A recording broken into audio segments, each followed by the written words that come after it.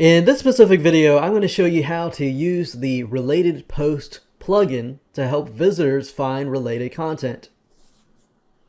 So what you need to do is log into your WordPress dashboard, go under Plugins, click on Add New, and do a search for a specific Related Post plugin called the Contextual Related Posts.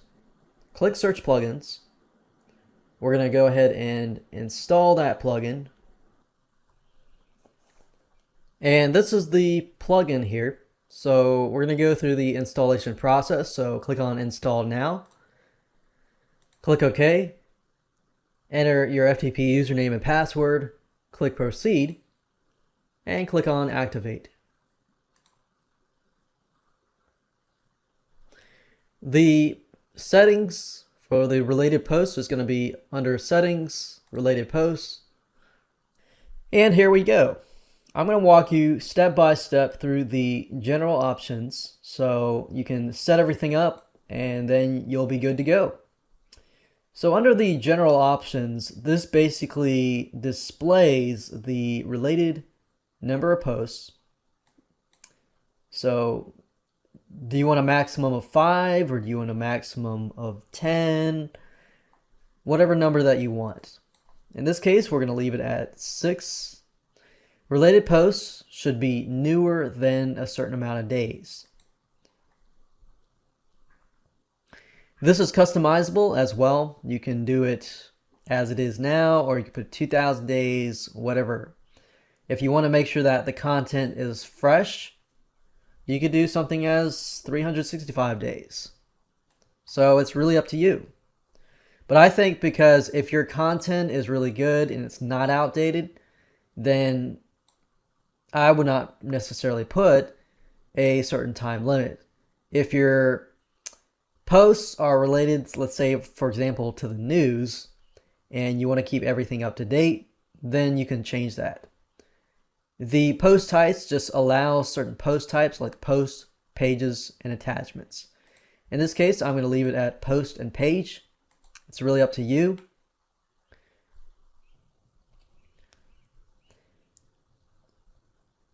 And you can find related posts based on content as well as the title. Or if you uncheck this, then it'll find related posts only related to the titles. In this case, I'm going to leave it unchecked simply because the posts and the pages that I'm creating will not have any content for examples. You can also list the post or page IDs to exclude from the results. And the way you figure out the post or page ID is simply by going to a post, say for example posts, click on all posts, and if you click that specific post or page, you're going to see post equals a certain number. That right there is your post page ID. You can also exclude categories from the result. So in this case, simply enter the category name and that's it. You can also set it where you can add related posts to posts, pages, homepage, feeds, category archives, and this just gives you the ability to show wherever the posts are going to appear. In this case, I'm going to put posts and pages, click Save Options, and we'll move to the second tab. The second tab is the output options, basically how it's going to look. So you can change the title of the related post if you want to, or leave it as it is. When there are no posts, you can either put a blank output or display no related posts. Now, while this is an option, I would recommend that you put a blank output simply because you don't want people to think, oh, this person doesn't really have a lot of content, or who knows what could go in the mind of somebody if they saw no related posts.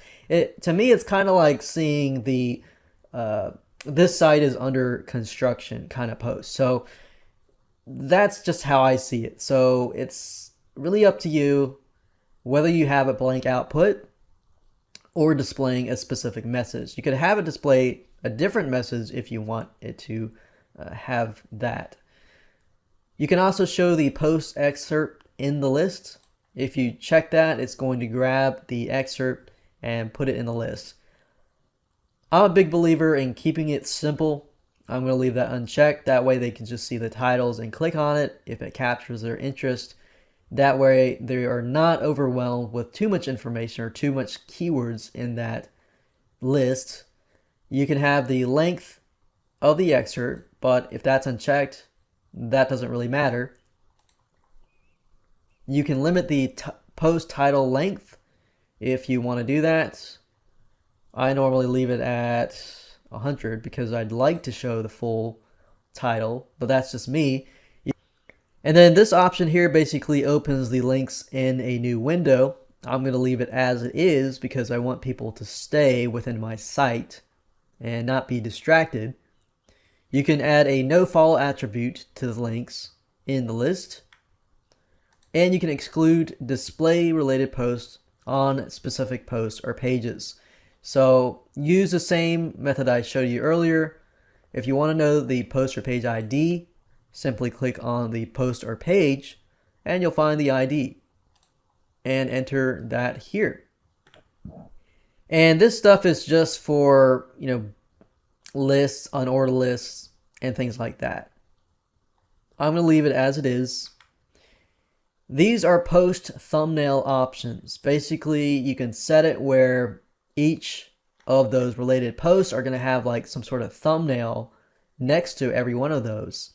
Now, it depends on your audience and who they are. If they are very, very graphics oriented, that might appeal to them. But for the most case, I'm going to leave it do not display thumbnails. You can customize your thumbnails, the width, the height. You can use Tim Thumb by checking that. You can enter the quality of the thumbnails that way, because if you have too many images, it can actually slow down your site. So you can enter the quality here. And we have the post thumbnail meta field, which enables you to customize that within your post. And you got other information about thumbnails. Click Save Options when you're done. And feed options are basically related to your WordPress feed. So you can customize these feed options if you want to do that, displaying a certain amount. Thumbnails if you want to use thumbnails. And we're not going to leave that blank. We're going to leave that as it is. Custom styles. This is for advanced users. If you know how to tweak your CSS cascade styling sheets. In this case, we're going to leave it as is, and we're good to go. Now I want to show you the related posts plugin in action. If I go to the site here, I've added a bunch of posts and pages. And if I refresh the page, and let's say, for example, I'm going to click on a specific post. And remember, I have it set where if the title is similar, it's going to show the related post. So I've got 3 posts, post 1, 2, and 3. And if I click on any of these, it should post and show the post 1 and 2. So we got post 1 and 2. If I go back here and I click on post 2, it should display post 1 and 3. And 1 and 3. So there we go. And if I click on pages, we only have page 1 and 2. It shows page 2, and page 2 should display page 1, and we can see that it works. That way, when somebody actually comes to your site, they really are interested in the content, they love it, they want to know more, they're going to see the related posts, and they're probably going to click on that to find out more information. So that's a great way to get people to stick on your site, to interact with your site, and decrease your bounce rates and increase the stay rates. This really helps, especially with Google trying to rank your sites and trying to figure out, is your site a site that people actually go to and stay on?